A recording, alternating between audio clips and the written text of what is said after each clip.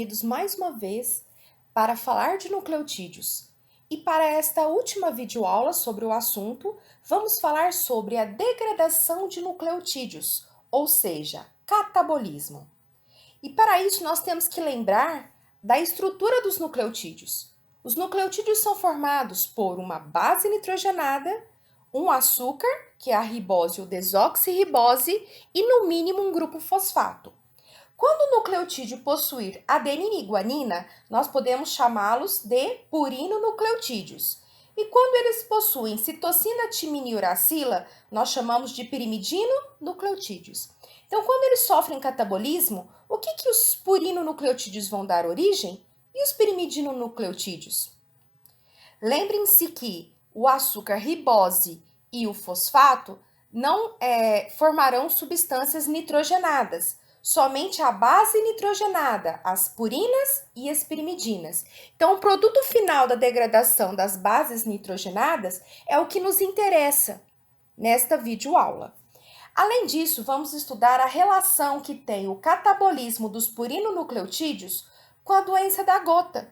Então, nós vamos falar sobre o que é a gota, a patogênese e o tratamento, tanto por meio de alterações na dieta, quanto o tratamento medicamentoso. Já os pirimidinonucleotídeos possuem uma relação com o ciclo da ureia. Combinado? E daqui a pouco nós vamos entender por que os pirimidinonucleotídeos têm relação com o ciclo da ureia, que já foi estudado no metabolismo de aminoácidos. Venha comigo. O aluno ele deve pensar e ficar indagando. Eu degrado nucleotídeos? Em que eles são transformados? Como nós eliminamos esses compostos que são provenientes da degradação da adenina, guanina, citosina, timina e uracila? O que é a gota e como ela pode ser tratada? Como ocorre a degradação dos nucleotídeos? Nós sabemos que os nucleotídeos, eles podem ser ingeridos, através da nossa alimentação, que são os ácidos nucleicos, ou nas suas formas isoladas. Lembrando que a quantidade de ácidos nucleicos é bem insignificante quando comparada com a quantidade de carboidratos, proteínas e lipídios que vem da nossa alimentação, tá? Mas quando ingeridos, esses nucleotídeos vão ser hidrolisados e depois o organismo pode reutilizar, como nós falamos, que algumas bases nitrogenadas são reutilizadas na via de recuperação. Mas quando não são, devem ser degradados. E quando aquele RNA mensageiro também que não é mais útil, porque não vai ocorrer a síntese daquela proteína que já foi produzida a quantidade que necessita, aquele molde, do DNA chamado RNA mensageiro, ele também vai ser degradado. E o que não for utilizado ali, ele tem que ser eliminado do nosso corpo. E quando nos referimos a essa eliminação, é justamente porque o nosso corpo não armazena bases nitrogenadas, não tem uma reserva de adenina, guanina, citosina e timina para quando nós precisarmos, assim como nós também não armazenamos aminoácidos que não são necessários. Então, os nucleotídeos são degradados. Inicialmente, para hidrolisar os nucleotídeos, eles devem ser hidrolisados visando formar seus componentes primários. Então, quando um ribonucleotídeo ou um desoxirribonucleotídeo sofre degradação, será formado um ribonucleosídeo ou um desoxirribonucleosídeo correspondente. E o fosfato é liberado. No entanto, o ribonucleosídeo, ou seja, os nucleosídeos ainda possuem o açúcar, tá? Então, pode ocorrer também uma degradação a nível de bases nitrogenadas livres, o açúcar livre, seja ribose ou desoxirribose, e o grupo fosfato, 1, 2 ou 3. A base nitrogenada em si, ela é degradada e dá origem a compostos nitrogenados, Então, a base nitrogenada púrica, adenina e guanina, o produto final do catabolismo da base nitrogenada púrica é o ácido úrico, que quando desprotonado é conhecido como urato. Já as bases pirimídicas, citosina, timina e uracila, quando sofrem degradação, catabolismo, vão dar origem ao final da via metabólica, ao final do processo de degradação dessa base nitrogenada, CO2, que é aquele gás que nós eliminamos, no ar exalado, o íon NH4+, que é conhecido como íon amônio ou amônia. E esse íon amônio ou amônia deve ser convertido em ureia, que é um composto menos tóxico. Então, daqui que está a relação, né, da degradação, do catabolismo das pirimidinas, está relacionados com o ciclo da ureia, porque o nitrogênio das bases citosina, timina e uracila vai ser eliminado na forma de íon amônio.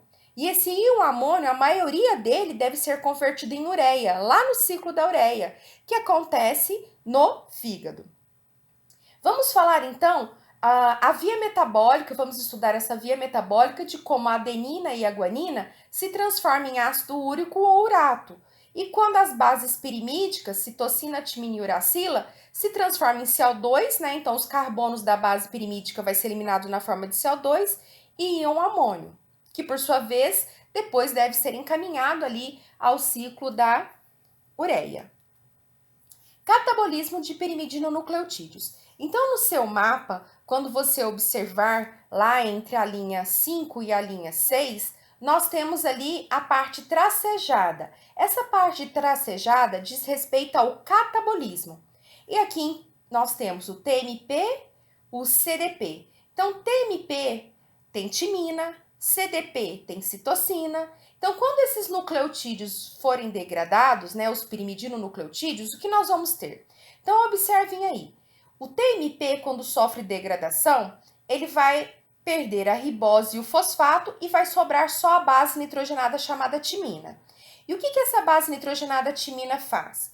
Ela vai sofrer ação de enzima e vai virar dihidrotimina, que por sua vez, né, ainda é uma... Aqui nós temos aqui um anel, né, que é a timina, que é uma base nitrogenada. Olha aqui, ó, nitrogênio, nitrogênio, carbono, carbono, C dupla O, carbono, carbono. Então, essa timina, ela vai sofrer a ação de uma enzima e vai virar dihidrotimina, tá? E aí nós temos aqui, ó, tinha uma ligação dupla, agora não tem. Aí a dihidrotimina vai sofrer uma quebra na sua cadeia, então vai deixar de ser cíclica e vai ficar na forma de cadeia aberta. E esse composto produzido por ação de uma enzima chama beta-ureido isobutirato, que por sua vez, por ação de uma enzima, é transformado em beta-aminoisobutirato. Durante a conversão de beta-ureido isobutirato para beta-aminoisobutirato, nós temos a liberação de NH3 e CO2. Então, esse CO2 vai ser eliminado no ar exalado, né? Então, vai ser encaminhado para o sangue. Aí, esse sangue, ao chegar nos pulmões, vai eliminar esse CO2. E o que vai acontecer com o NH3? Ele tem que ser encaminhado, né, via sanguínea, né, para o ciclo da ureia. E lá no ciclo da ureia, vai acontecer o que nós já conhecemos, conversão do íon amônio e de grupos aminos, né, em ureia, tá? E aí o beta-aminoisobutirato vira semialdeído metilmalônico, que por sua vez metilmalonil-CoA, que vai ser encaminhado para o ciclo de Krebs, produzindo mais CO2. Agora, isso foi a partir da timina, né? Timina, seguindo esse caminho aqui, tá? Então, houve produção. A timina foi degradada em CO2 e NH3. Agora, vamos ver a partir da citosina, né? Que aqui é a base nitrogenada desse pirimidinonucleotídeo, CDP. O difosfato de citidina, ele vai perder um grupo fosfato e vai virar CMP, que por sua vez vai sofrer a ação de uma enzima que vai retirar o açúcar e o grupo fosfato e sobrar aqui só a base nitrogenada chamada citosina. A citosina, por sua vez, sofre a ação de uma enzima e dá origem à uracila, que por sua vez sofre a ação de uma enzima, dando origem à dihidrouracila, que sofrerá a ação de uma enzima, que por sua vez vai transformar o que era uma cadeia cíclica numa cadeia aberta, chamado ureidopropionato. O ureidopropionato sofre a ação de uma enzima que vai transformar em beta-alanina. E durante essa conversão, nós temos retiradas de carbono, que vai sair na forma de CO2, e de NH3, que por sua vez é protonado em NH4+, e vai ser encaminhado para o ciclo da ureia para ser convertido em ureia.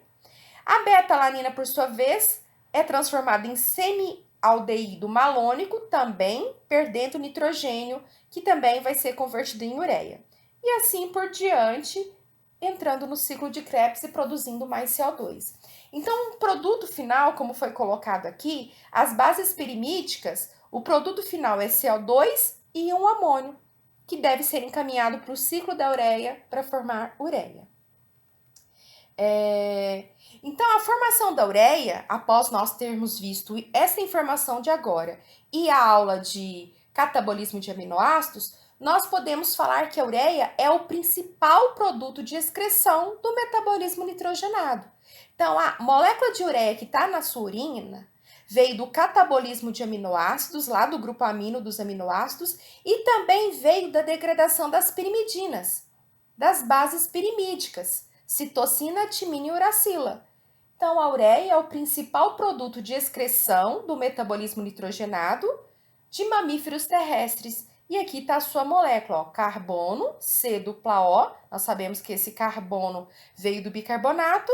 Nós temos aqui H2N e NH2, né? Então, esses dois nitrogênios aqui podem ter vindo do aminoácido, podem ter vindo de uma base nitrogenada. Mas lembrem, a base nitrogenada, o nitrogênio da base nitrogenada foi produzido a partir de aminoácidos. Nós vimos na videoaula anterior do anabolismo de nucleotídeos que para formar as bases nitrogenadas, nós precisamos de aminoácidos. Tá? Então, a ureia é o principal produto de excreção encontrado na urina dos mamíferos terrestres. E agora nós vamos falar do catabolismo dos purinonucleotídeos. Então, aqui no mapa, né, já numa parte superior do mapa, ali em torno da linha 2 e da linha 3, nós temos lá os nossos purinonucleotídeos, o nosso AMP e o nosso GMP.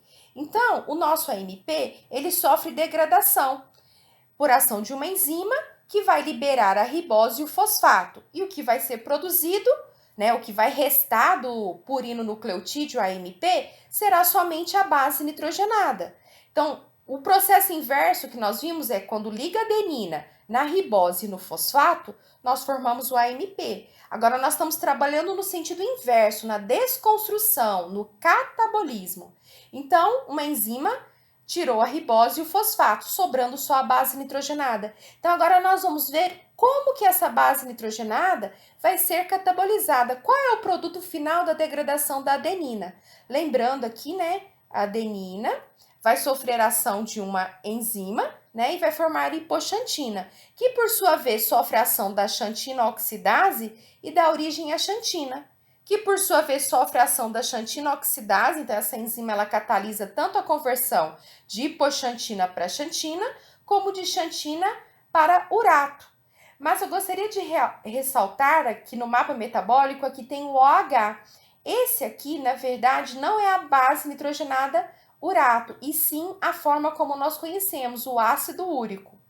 Quando essa hidroxila perder o hidrogênio aqui, nós temos o urato, que é uma base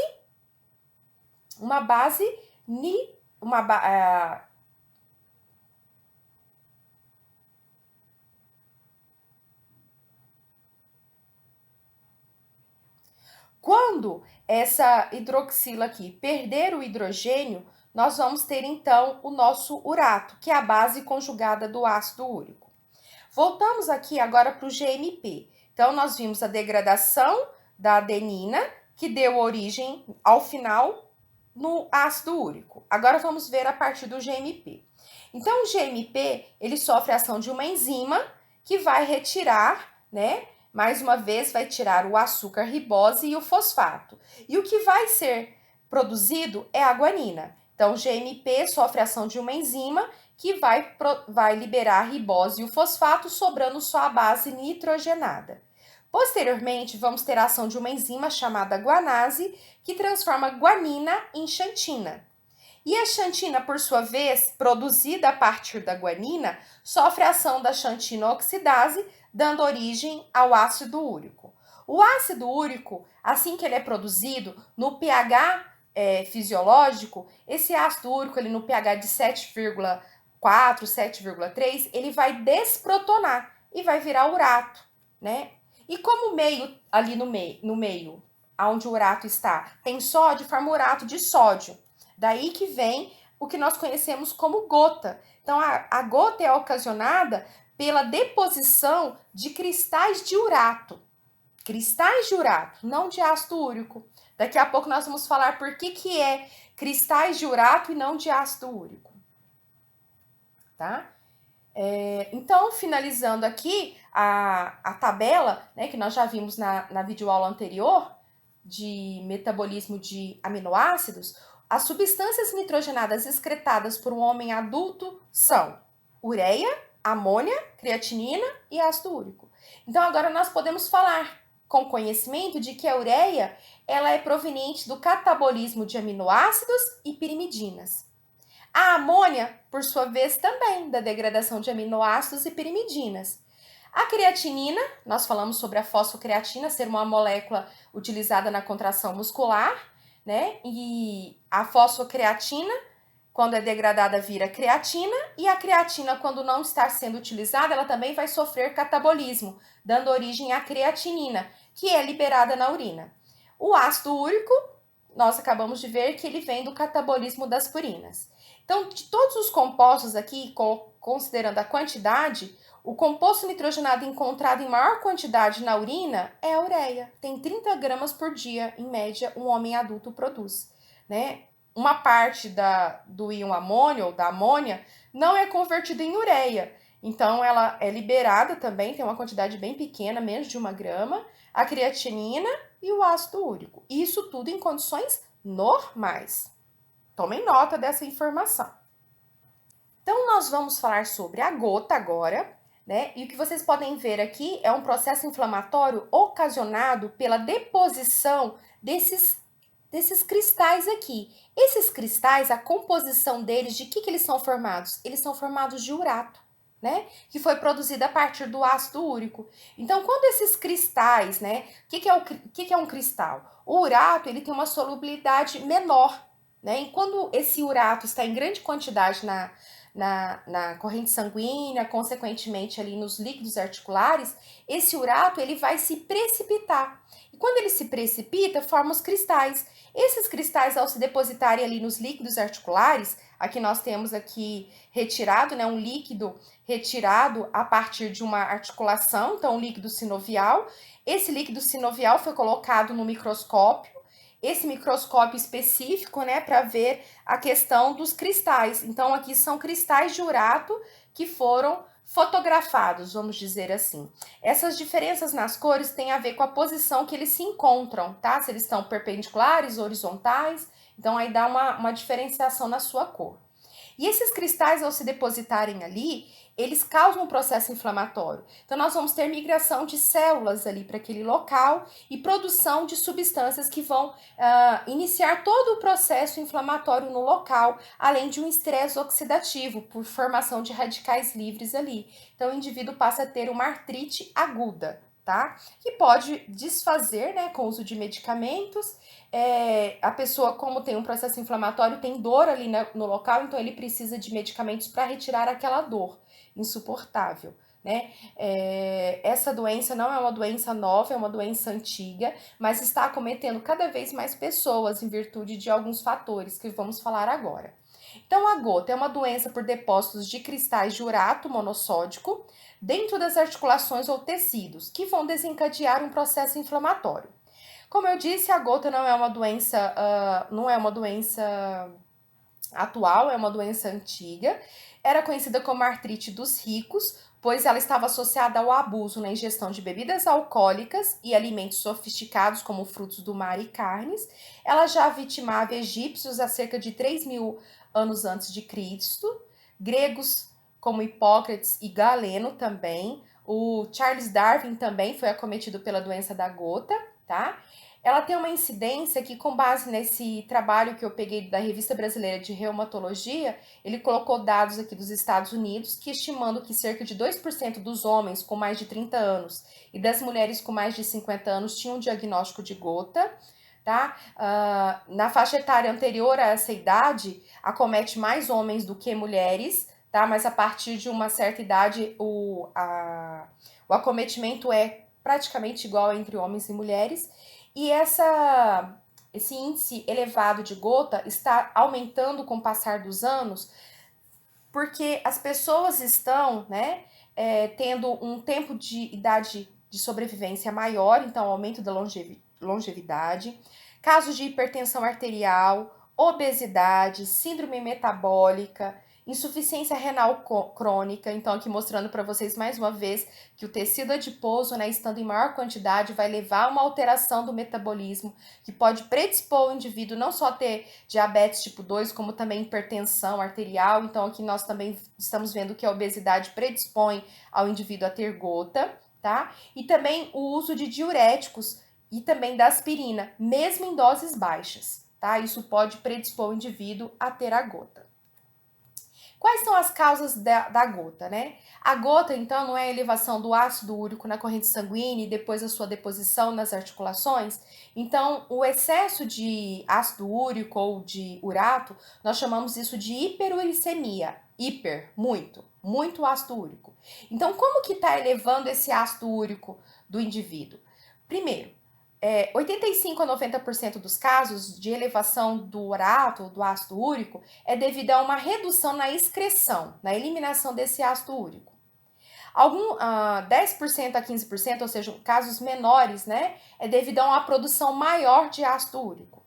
E essas relações estão envolvidas com enzimas, né? Então, alteração de enzimas envolvidos na síntese de purinas. Então, nós vimos numa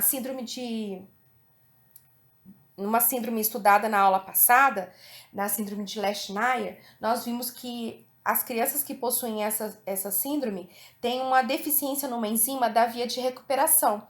Então, essa deficiência enzimática vai levar a um aumento na produção de ácido úrico. Então, por isso que esses indivíduos com Lesch-Nair, né, na síndrome de Lesch-Nair, podem ter uma elevação do ácido úrico encontrado. Outros casos também é devido ao turnover aumentado de nucleotídeos, que isso acontece durante o tratamento para cânceres, neoplasias, casos de anemia hemolítica e psoríase.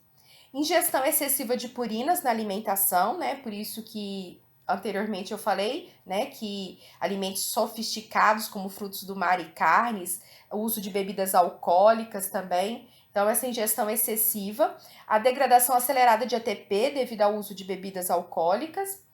Então, nós temos aqui possíveis causas, mas a principal, né, que acomete mais o indivíduo é quando a excreção, a eliminação do ácido úrico está prejudicada, tá? Então, ela é um dos principais fatores. Então, nós temos que relacionar de uma forma geral, né, se a gente for resumir isso, é que a gota está relacionado tanto a fatores genéticos, quando nós vimos aqui no caso da síndrome de Lesch-Nair, né, quanto a fatores ambientais. E quando nós falamos em fatores ambientais, nós temos que lembrar que são os hábitos de vida que nós levamos, né? Tem que preocupar se é uma vida sedentária ou não, e também devido à nossa alimentação. Então, a nossa alimentação vai influenciar muito os nossos genes, por isso que são considerados como fatores ambientais. Patogênese. Então, aqui para refletir sobre o que nós acabamos de falar, que o nível de urato está relacionado à produção dele e à sua eliminação, excreção. Então, nós temos aqui, ó, que 1/3 que nós obtemos de purinas são através da alimentação. E grande parte das nossas purinas são produzidas de forma endógena. Então, 2/3 das purinas são produzidas e 1/3 vem da nossa alimentação, tá? E esse urato produzido a partir da degradação de adenina e guanina, ele precisa ser excretado. Grande parte da excreção do urato é por via renal, como nós acabamos de descrever. Mas nós também temos eliminação de urato de forma intestinal, que é 1/3, tá? E esse urato, ele vai se cristalizar, ele é menos solúvel do que o ácido úrico, então ele se cristaliza e gera a doença conhecida como gota, tá? E aí tem a gota, né, em comprometimentos mais graves, quando esse tratamento ele não é feito, ele pode se agravar e prejudicar inclusive as articulações, onde se encontra esse processo inflamatório, afetando não só os líquidos articulares, como também os ossos e as cartilagens, tá? As causas, né, então, de aumento do urato, como acabamos de ver, é em torno de 10 a 15%. Já as causas, né, A excreção é o que compromete mais ainda o nível elevado de urato, né? São as causas renais, principalmente.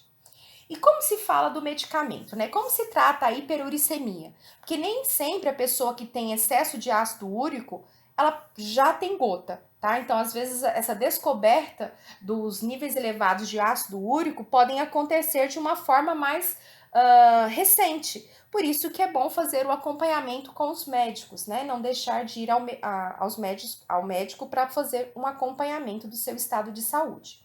Então, o primeiro medicamento usado, e ainda é usado principalmente na fase aguda, né, que é quando está acometendo ali, na crise da gota, é a colchicina. Então, a colchicina, desde 1763, ela vai sendo usada para aliviar as dores, mas ela em si, ela não afeta a quantidade de urato ou de ácido úrico no sangue, tá bom?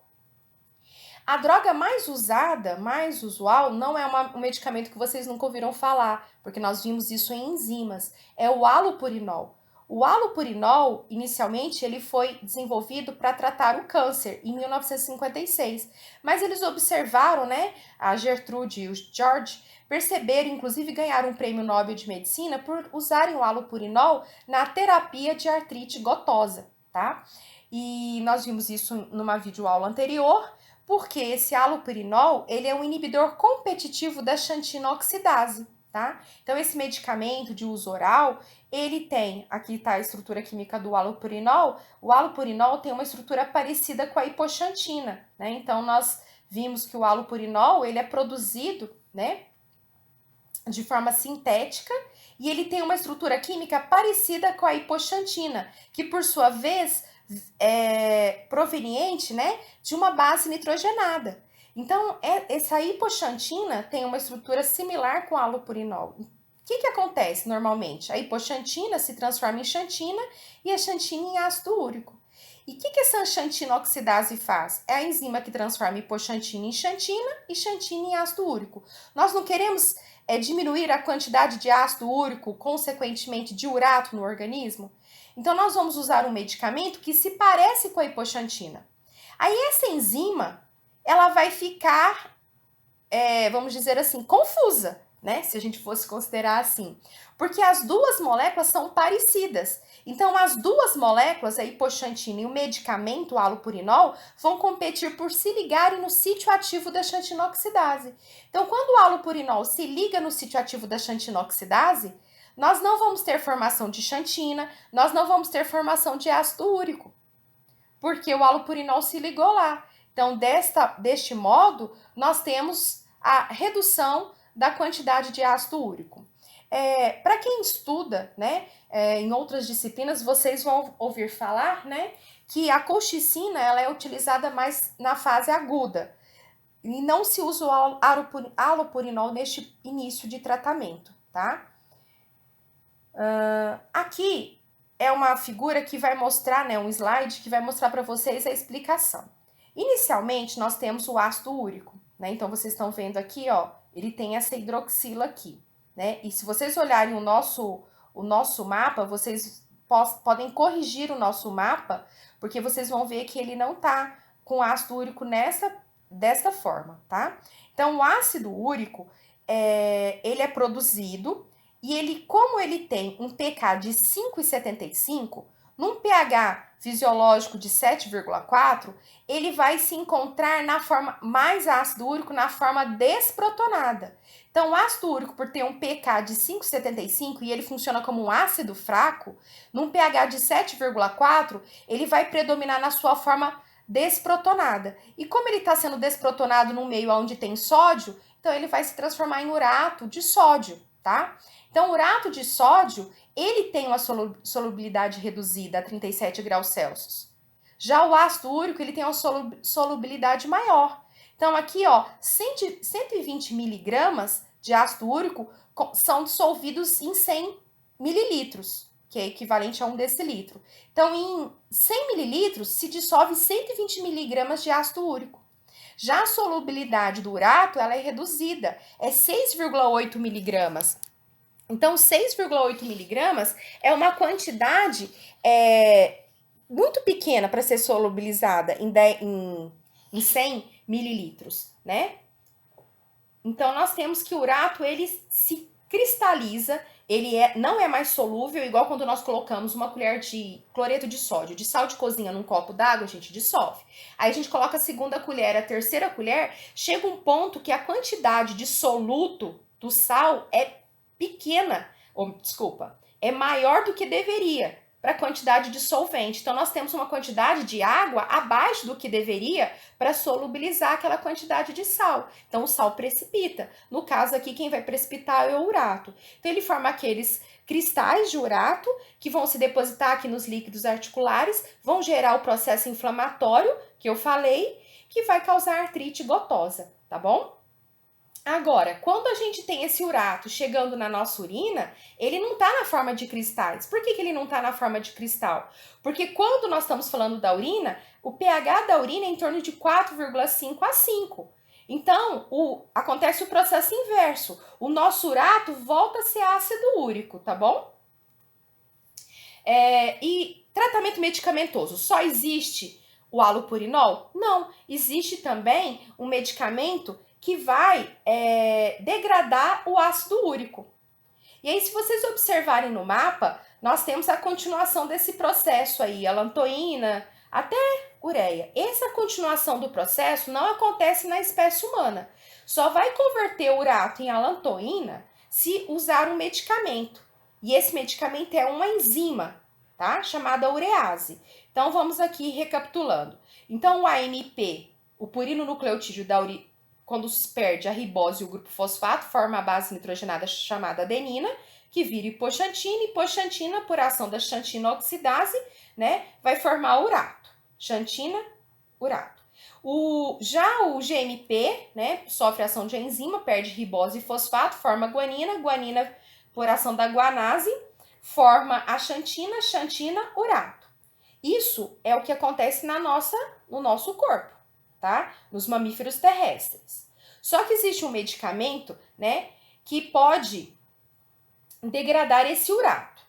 Alguém pode me perguntar, professora, tem como se medir a quantidade de ácido úrico no sangue? Tem, com exame de sangue. Mas e em casa? Tem como? Sim. Tem testes que são fitas que você vai mergulhar na sua urina e você vai ver o quanto tem de ácido úrico na sua urina. Então você tem como fazer uma análise, né? Então tem algumas pessoas, para não serem furadas, elas podem fazer essa dosagem de ácido úrico. Isso aqui custa em torno de 150 a 190, por exemplo, no Mercado Livre, tá?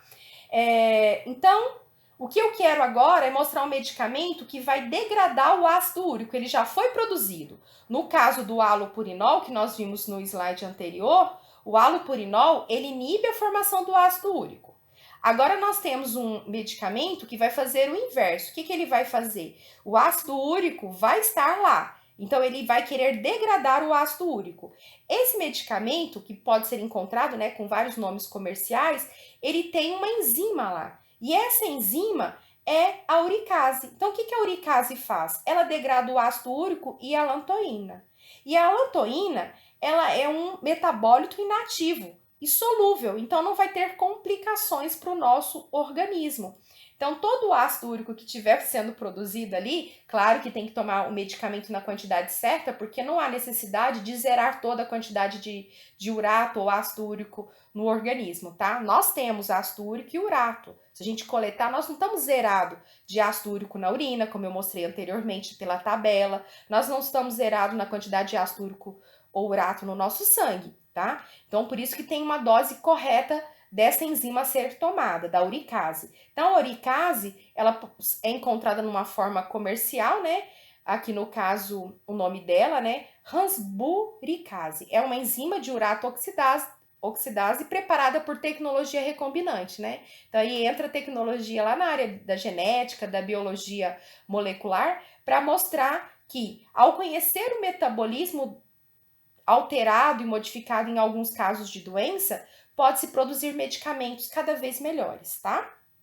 E além do tratamento medicamentoso, nós temos também o tratamento com alteração da alimentação, né? Então aqui eu trouxe um trabalho para mostrar sobre essa questão do papel da dieta para controlar a hiperuricemia e a gota, tá? Então, ingestão dietética. Sempre onde vocês verem ácido úrico, lembrem que o ácido úrico desprotona e vira urato.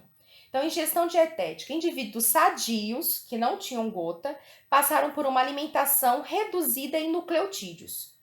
Então, antes de passarem por essa dieta, foi coletado o sangue desses indivíduos e observou que eles tinham 4,95 miligramas por decilitro antes da dieta. Depois que eles passaram por essa dieta pobre em nucleotídeos, adenina e guanina, ou seja, purinonucleotídeos, eles passaram a ter uma quantidade reduzida de urato no sangue. Aqui um outro trabalho também pegou indivíduos sadios com uma dieta, só que agora foi o contrário, né? Eram pessoas que já comiam alimentos que tinham uma grande quantidade de nucleotídeos. Aqui eu coloquei para vocês alimentos, né, que são ricos em purinonucleotídeos, tá? Então eles se alimentavam, sadios. Eles tinham 7 miligramas por decilitro. A cada 100 ml do sangue dessas pessoas, 100 mililitros, tinham 7 miligramas. Aí eles passaram a comer alimentos que tinham menos purinonucleotídeos. E aí eles conseguiram reduzir aqui em 1 miligramas por decilitro, tá? Claro que esses trabalhos aqui são trabalhos simples, né? Mas mais trabalhos são necessários dentro dessa área. Então, a associação entre a dieta de alimentos ricos em purina, assim como alimentos ricos em proteínas, e a gota carece de documentação científica adequada, foi o que eu acabei de falar, né? Então, mais trabalhos sobre a influência da alimentação na hiperuricemia e na gota devem ser feitos, né? Porque tem poucos trabalhos na literatura. Aqui eu apresentei um trabalho que faz sobre um estudo prospectivo que acompanha, olha a quantidade de pessoas, 47.150 homens que não tinham história prévia de gota. E esses homens foram acompanhados por 12 anos. E depois eles foram analisados novamente e observaram que desse total da amostra estudada, 730 casos de homens apresentaram gota. E eles foram observar como que era a alimentação dessas pessoas, desses 730. Então, eles tinham consumo de carnes, frutos do mar, laticínios pobres em lipídios, e eles viram aqui, ó, risco para o desenvolvimento de gota, tá? Então, o risco foi aumentado aqui nesses indivíduos que se alimentavam de carnes e frutos do mar. Mas uma coisa que é importante, né, destacar, que eu já falei anteriormente, na outra videoaula, é que o consumo de aveia e vegetais ricos em purinas, como ervilha, feijão, vagem, lentilha, espinafre, cogumelo e couve-flor, não está associado ao aumento do risco de gota, tá? Lembrando que esses alimentos, eles possuem outros benefícios para o organismo, tá? Então, eles não devem ser retirados da alimentação. Alguns trabalhos também que eu encontrei sobre cartilhas relacionadas aos pacientes com gota, foi colocado também que que não há uma retirada total dos alimentos com purinonucleotídeos. Geralmente, esses alimentos, como carnes e frutos do mar, eles são retirados mais nas situações de crise, tá? E em situações posteriores, quando o indivíduo não está numa crise, não está com processo inflamatório ali no local, né? Eles podem se alimentar, mas sempre se alimentando com uma quantidade, vamos dizer assim, moderada, tá? Adequada para não ter momentos de crise. Aqui um outro trabalho prospectivo, né, que acompanhou uma quantidade menor, que era 47 mil pessoas, em torno disso, aqui em torno de 15 mil indivíduos, aqui eles já acompanharam também, né, homens e mulheres, com uma idade superior a 20 anos, durante 6 anos. Eles encontraram resultados similares, né, em relação ao tipo de consumo dos alimentos. Então, eu fiz uma conclusão com base nos 2 trabalhos que eu li, né? Não houve associação entre o consumo de proteínas e o ácido úrico no sangue, embora dietas hiperproteicas contenham grandes quantidades de purinas. E não é só isso, né? Não é só porque esses alimentos que têm muitas proteínas, uma grande quantidade de proteínas, que eles são só ricos em purinas. Nós também temos que lembrar que para sintetizar adenina e guanina, nós precisamos de aminoácidos. tá? Então, a alimentação, ela não deve ser só reduzida em purinas, ela deve ser reduzida também na matéria-prima que forma adenina e guanina, que são os aminoácidos. Mas não é zerar a alimentação de proteínas, gente, porque nós sabemos que os aminoácidos são importantes para várias coisas. É se alimentar com a quantidade suficiente de proteínas. E lembrem, na fase de crescimento, a quantidade de proteínas ela é maior. Depois que desacelera o crescimento, né, a quantidade vai diminuindo a necessidade de proteínas que nós temos. Nós vamos necessitar de proteínas, mas numa fase de crescimento é muito maior. Depois que nós já estamos ali numa fase adulta, a quantidade de proteínas é necessária para reposição, para reparo das nossas células, e não mais para crescimento, em altura. Alimentos ricos em proteínas contribuem para uma síntese acelerada de purinas, porque muitos aminoácidos são necessários para a sua síntese.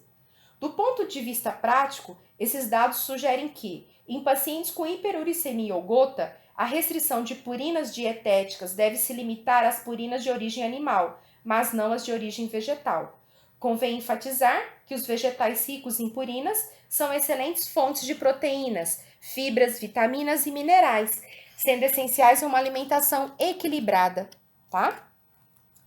E trouxe aqui da Sociedade Brasileira de Reumatologia, lá tem materiais muito bons, quem quiser pode buscar nesse site aqui, ó, www.reumatologia.org.br. Lá uma das informações, né, para os portadores de gota, para os indivíduos que têm gota, é evitar o consumo de frutos do mar, sardinha, miúdos, rins e fígado, excesso de carne vermelha e peles de aves, quando os níveis de ácido úrico ou urato estiverem altos, porque você pode desencadear uma crise. Sob tratamento, esses alimentos podem ser ingeridos sem exagero, ou seja, de forma moderada. O consumo de bebidas alcoólicas também pode ser feito sem exageros, quando os níveis de ácido úrico estiverem controlados. Evitar uma dieta hipercalórica, pois leva à obesidade, que é um fator de risco para essas pessoas, além de excesso de peso sobrecarregar as articulações que podem ou vão estar inflamadas. Aumentar a ingestão hídrica sempre, né? Se a pessoa deve beber a quantidade de água adequada, procurar um tratamento e acompanhamento médico caso haja doença associada, como hipertensão arterial e diabetes. Portanto, pessoal, nós vimos que o catabolismo dos purinonucleotídeos dá origem ao ácido úrico e a degradação dos pirimidinonucleotídeos dá origem ao CO2, ao íon amônio, que por sua vez deve ser convertido em ureia. E vimos que a doença da gota está relacionada à deposição de urato nas articulações e que nós temos tratamento tanto com o uso de medicamentos como também a alteração da alimentação, tá? Tudo isso vai ajudar e melhorar a qualidade de vida dessas pessoas que possuem a doença da gota ou hiperuricemia, tá bom? Espero que tenham gostado e abraços!